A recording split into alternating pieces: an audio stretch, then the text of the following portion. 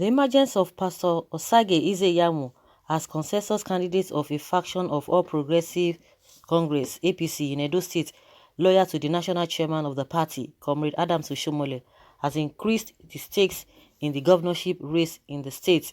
It also implies that the party's governorship primary election, slated for June 22nd ahead of the main election holding in September, would literally be a fight to the finish. The development ended weeks of negotiations among the 8 men who had indicated interest to contest for the governorship ticket of the APC. They include a former deputy governor, Pius Udubu, a former minister of state for works, Mr. Chris Ogewoyin, ex-secretary to Edo State government, Pastor Iyamu, Mr. Solomon Edebiri, Mr. Saturday Uwalekwe, Professor Ebegwe Amadasun, and Mr. Ehiozua Agbon Naima. The former aspirants had a consensus last Tuesday in Abuja, where Iyamu was said to have come tops after screening by a committee set up for the selection exercise. Iyamu has picked his nomination form, which gathered was purchased for him by the former aspirants. The screening committee was headed by a former deputy chief whip of the Senate, Senator Francis Alimi Kena, while members included a former deputy governor, Mr. Lucky Imasoe, General Sisi Esehagbe, retired, ex-speaker of Edo State House of Assembly, Mr. Thomas Okosun, a former minority whip of House of Representatives, Samson Osage, ex-member of House of Representatives, Honorable Patrick Obahiagbo, and deputy leader of the House of Representatives, Mr. Peter Akwatasin. With this agreement, the battle for the party's ticket would now be between Governor Godwin Obaseki and Iyamu on June 22nd. Whoever emerges from the primary election will slug it out with the nominee of the rival People's Democratic Party (PDP) in September election. The battle for the PDP ticket is not as tense after Iyamu, who was the party's candidate in the 2016 governorship election in the state, quit. Iyamu had faced Obaseki in that year's election. Meanwhile, it is speculated that the governor may defect to the PDP to actualize his ambition of clinching the APCC ticket fails. The consensus climaxed the move to stop Obaseki for running for second term on the platform of the APC after he became estranged with Oshiomole'S, his predecessor, who had helped him to get office in 2016. Only last Wednesday, Obaseki said no man could stop his second term bid. I am not a violent person, but I am confident that the way I got into power is the way I will return, he said on television program. God gave me power. If he wants me to return, I will continue. No man can stop me. Power comes from God. Options that he has. There are genuine fears that the primary election may be scuttled as Obaseki's men are querying the choice of direct primary election and the status of Iyamu as a member of APC. He said the members of NWC of APC can't make such declaration because it is not within their rights. The constitution of APC is very clear on who has the right to do so. The party at the state level has the right to determine the mode of governorship primary election it prefers, which is subject to the last meeting in 2018 of the National Executive Committee of APC in Abuja, where the instruction was approved. Since then, nothing has been said by NEC. Nothing has changed. The NWC of APC met and recommended to NEC for approval in 2018. Since then, NEC has not met to change the decision. Members of the NWC cannot on their own make a compelling order. To take such a crucial decision, members of NEC must meet. Last year, when the governorship election in Kogi State took place, it was Kogi APC that decided on indirect primary election. What has changed? Governor Obaseki is not scared of direct primary election because he will win. But we want the right process to be followed and the right thing to be done. we want the extant law to be obeyed. Similarly, a chieftain of the party, Mr. Otege Adams, said the man Obaseki has performed exceptionally well. Obaseki has done exceptionally well. We will defend Obaseki because he's fighting for the common man. He's fixing our schools, fixing our roads, creating jobs, building confidence in the youth, giving voice to the voiceless, and speaking out for the silent majority. Don't you think he deserves to be rewarded? The style of politics.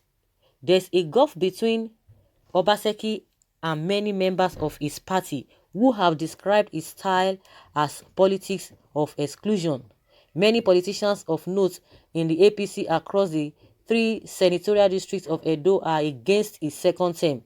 There was, according to reports, a recent quarrel among some members of his kitchen cabinet, but when contacted, one of them, a former Speaker of the House of Assembly, Kabiru Ajoto, said the tongue and teeth quarrel and they also settled, but the story that somebody was slapped is not true. It was reliably gathered that some of the kitchen cabinet members were reaching out to the opposition group against Obaseki. The challenges they are having now.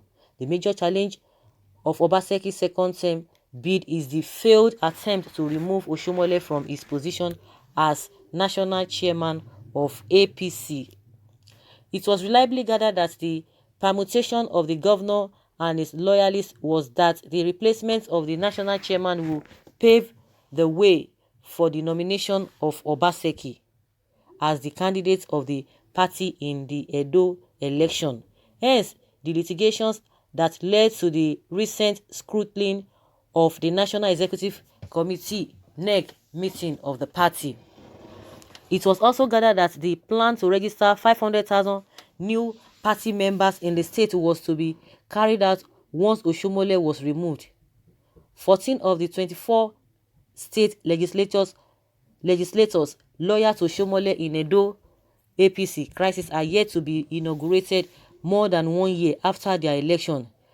Their seats have been declared vacant for challenging the manner the house was inaugurated at midnight. After the failure of the plot to remove Oshiomole, the governor was said to have gone back to the drawing board to adopt new strategies. This, however, suffered a setback when his chief of staff, Mr. Taiwo Akerele, suddenly resigned, citing administrative reasons for his action. Akerele's resignation has led to the dismissal of many appointees linked to him, while those remaining go to work daily expecting worse. Some who are still in office were said to have pledged loyalty to Obaseki before they were told to continue after serious interrogation by office of the deputy governor. The resignation of Akerele would remain a sore point as it took the Obaseki government by surprise. Even though a replacement was immediately announced, the governor, close aides said, least expected it. Akerele's resignation substantially reduced the reach of the governor in Akoko Edo local government area, one of the areas in Edo North Obaseki was expected to make inroads. The place has become vulnerable as apart from Senator Domingo Obende, who with his supporters has remained solidly behind Obaseki. Notable leaders like Akpatasin and a former member of the House of Assembly, Anselm Agbabi, are in the opposition. Akerele is expected to play a role in the emergence of the APC candidate in the state for the September election. Judging from the consensus, Obaseki supporters had hoped the aspirant opposed to him would not arrive at his consensus, but Iyamu's emergence has changed the permutation. Iyamu's entrance into the race shortly after he joined the APC changed the narrative as he became the aspirant to beat.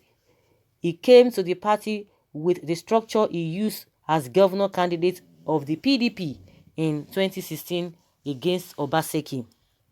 With 2023 elections already in mind, the power brokers, it was gathered, want to use Edo to expand APC's influence in the South-South, having lost Bayelsa State to the PDP. The entry of Iyamu into APC generated so much attention to the extent that the state government made frantic effort to stop it. including placing a ban on all forms of political rallies and meetings in both private and public places. A day before his entry into APC, there was violence in Benin City, a situation that led to the police aborting the event. There were attacks on several persons believed to be supporters of Iyamu. Permission. Oshiomhole was subsequently declared a persona non grata in Edo State, and government issued a statement saying he must get permission before he visits the state, claiming his presence was sparking violence. Shortly after this, a venue was chosen for a rally in Awuchi, Esako West local government area, but violence also erupted there.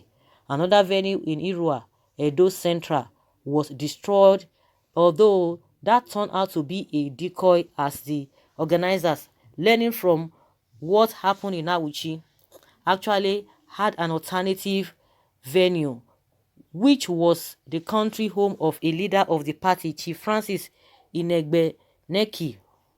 Inegbeneki's private residence in Benin City was attacked with substances believed to be explosives, and a few days later, the home of the state secretary of the party, Lawrence Oka, was bombed.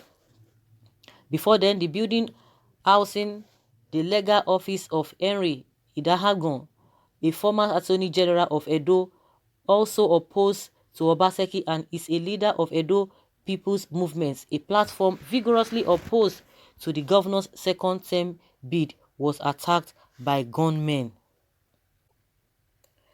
Several other business centers in the building were destroyed. Many used pellets were reportedly recovered from the area by security agencies. There were several attacks and sometimes disruption of meetings called by persons believed to be sympathizers of Oshiomhole. All these attacks were never publicly condemned by the state government, but rather it said they were self-inflicted. In February, the Benin City residence of Oshiomhole in Oko Otun area of GRA came under siege as the two entry points from Ipokma and Dennis Osadebe Road were blocked by trucks believed to have been deployed by the state government. One of the trucks was later set ablaze and abandoned for several days. The blocking of the road was a continuation of attempts to stop Oshiomhole from leaving the airport on arrival from Abuja to attend a burial party in Benin City. The APC national chairman had been escorted through the airport by heavily armed security operatives, but the special advisor, media and communication strategy, Kruzo Osagi, said at that time, "We don't know anything about this. Our concern is that the national chairman came to Edo State and did not inform the government about his presence. He is the national chairman of our party and courtesy demands that he informs the government about his presence." Now, talking about defection, but the governor was said to have slowed down his move when the idea of removing Oshiomhole as the national chairman came up. For the first time in the history of Edo, two ministers were appointed: Minister of Health, Dr. Sagi Haniri, and Minister of State for Budget and National Planning, Prince Clem Agba. Obaseki's critics believe he is not leveraging on the goodwill this appointment could bring to the state and his administration. Closely related to this is the role he allegedly played in the opposition to the appointment of Odubu as the chairman of the Niger Delta Development Commission (NDDC). He was alleged to have coordinated other governors from the South to stop the inauguration of the board even after clearance by the Senate.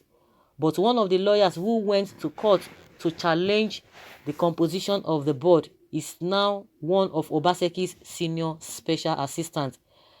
The governor recently made many appointments, a development seen as a strategy to get more followers. However, the outcome of the primary election would determine how far Obaseki and Iyamu can go in their individual's ambition to fly the APC flag in the Edo September governorship election.